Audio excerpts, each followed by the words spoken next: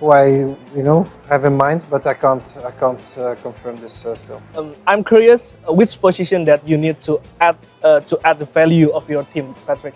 Well, I think that defensively and offensively we are good. Maybe on the midfield, maybe that's what I say, Jairo, and probably in the front line.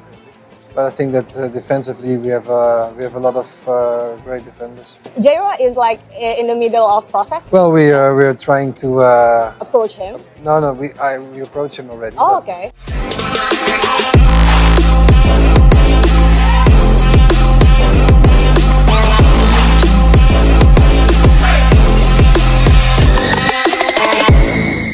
Sedang proses. Dan tadi saya menjawab, ini memperkecil pemain nasional. Kemarin saya juga mendengar langsung dari Coach Patrick, di mana dia saat ini sedang menganalisa dan juga memaksimalkan bagaimana para pemain nasional ini juga sejatinya menjadi jantung tim nasional. Jadi program dia sangat banyak yang melibatkan pemain lokal kita. Hancur lebur di tangan Jepang, Patrick Kluivert bisa naturalisasi 4 pemain Grade A Eropa ini demi dongkrak prestasi timnas Indonesia. Sebanyak 4 pemain keturunan Grade A Eropa ini layak dinaturalisasi usai timnas Indonesia dipermalukan Jepang dengan skor 0-6. Timnas Indonesia tidak berdaya kalah harus bertandang ke markas Jepang di Suita City Football Stadium, Osaka, pada Selasa. Bermodalkan kemenangan 1-0 atas China di laga sebelumnya, timnas Indonesia justru tak berdaya kala digulung 6 gol tanpa balas oleh Jepang. Gol kemenangan Samurai Biru diciptakan Daichi Kamada, 15:45+6, dan Takefusa Kubo, 19, Ryoya Morishita, 55, Suto Machino, 58, Mao Hosoya, 80. Meski kalah telak di markas Jepang, skuad Garuda tetap dipastikan lolos ke ronde keempat kualifikasi Piala Dunia 2026 zona Asia. Tim besutan Patrick Kluivert mengunci posisi keempat klasemen akhir grup C dengan raihan 12 poin dari 10 pertandingan. Di ronde keempat kualifikasi Piala Dunia 2026 zona Asia nanti, Patrick Kluivert bisa menambah pemain naturalisasi untuk menambah kekuatan. Apalagi, di ronde keempat nanti timnas Indonesia akan menghadapi lawan-lawan yang tidak kalah berkualitas sehingga perlu menaikkan level. Lantas, siapa saja 4 pemain Grade A Eropa yang bisa dinaturalisasi untuk menghadapi ronde keempat nanti? Berikut daftarnya. 1. Jayden Osterwolde. Jayden Osterwolde, bek muda berbakat milik klub raksasa Turki, Fenerbahce, menunjukkan potensi besar meski musim ini terganggu oleh cedera. Cedera tersebut membatasi menit bermainnya hingga hanya mencatatkan 14 penampilan, 8 di Liga Turki, 4 di Liga Champions, dan 2 di Liga Eropa. Namun, kemampuan bertahannya tetap membuatnya masuk radar PSSI. Jika proses naturalisasi berjalan mulus, Osterwolde bisa menjadi tambahan penting di sektor pertahanan timnas Indonesia. 2. Hairo Riedewal. Nama Hairo Riedewal bukan wajah baru dalam daftar incaran PSSI. Pemain Royal Antwerp ini memang sudah masuk rencana naturalisasi, namun terkendala dokumen. Keunggulannya adalah fleksibilitas bermain di berbagai posisi penting, mulai dari gelandang bertahan, bek tengah, hingga bek kiri.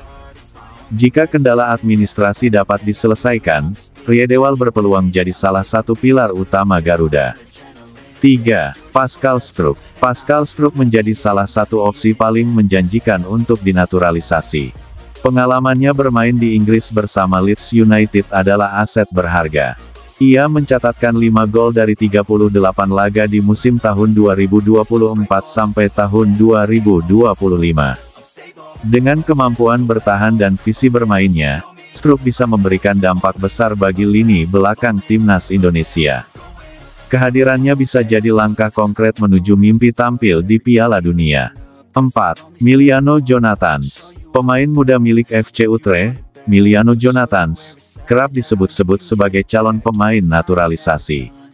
Jika bersedia membela Garuda, Miliano bisa memperkuat sektor sayap dengan kecepatannya dan kemampuan olah bolanya yang mumpuni. Ia dinilai punya potensi menjadi winger eksplosif andalan pelatih Patrick Kluivert. Sekjen PSSI, Yunus Nusi bicara soal pemain naturalisasi baru untuk bela timnas Indonesia di round 4. Untuk berlaga di round 4 kualifikasi Piala Dunia 2026, timnas Indonesia akan menghadapi lawan berat dari kawasan Timur Tengah. Ini tentu perlu adanya pemain keturunan baru untuk diproses naturalisasi untuk memperkuat skuad Garuda. Di round 4 ini akan terdiri dari 6 negara, 2 negara diantaranya akan menjadi tuan rumah. Dan dari 6 negara tersebut akan dibagi 2 yang terbagi masing-masing 3 tim. Nantinya, runner-up dari 2 negara tersebut akan melaju ke babak berikutnya berlaga melawan negara benua lain, untuk merebut 1 tiket ke Piala Dunia 2026. Sekjen PSSI, Yunus Nusi masih enggan membicarakan soal baru. Menurutnya, itu ranah Ketum PSSI Erick Thohir dan pelatih Patrick Kluivert. Lebih lanjut Yunus Nusi mengatakan bahwa saat ini fokusnya untuk menjalani laga pamungkas melawan Jepang. Baru setelah itu bicara soal pemain baru. Menurutnya, komposisi pemain lini depan dinilai masih kurang tajam dan belum ideal untuk level internasional. Sehingga banyak rumor pemain keturunan yang dikaitkan dengan timnas Indonesia, seperti Mauro Zelstra, Miliano Jonathans, hingga Laurin Ulrich. Menarik untuk dinantikan apakah PSSI akan menaturalisasi pemain keturunan dalam waktu dekat untuk menambah kedalaman skuad di round 4. Dan siapa yang akan dipilih dari banyaknya nama yang dirumorkan gabung timnas Indonesia.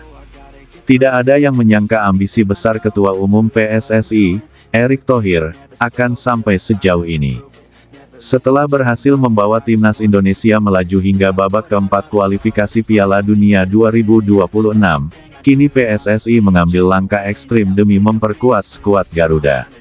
2 nama besar dari Eropa resmi dinaturalisasi, Michael Baker dan Victor Gyökeres. Kabar ini sontak mengguncang dunia sepak bola Asia Tenggara, bahkan menjadi perbincangan hangat di media olahraga internasional. Indonesia tidak lagi sekadar memperbaiki kualitas skuad. Mereka sedang membangun mesin perang untuk merebut tiket ke Piala Dunia dan berbicara banyak di pentas global. Erick Thohir sebelumnya sempat menyampaikan bahwa ia tidak akan ragu mengambil keputusan besar jika itu demi masa depan sepak bola Indonesia. Banyak yang mengira itu hanya retorika. Tapi kini terbukti, ia benar-benar mewujudkannya.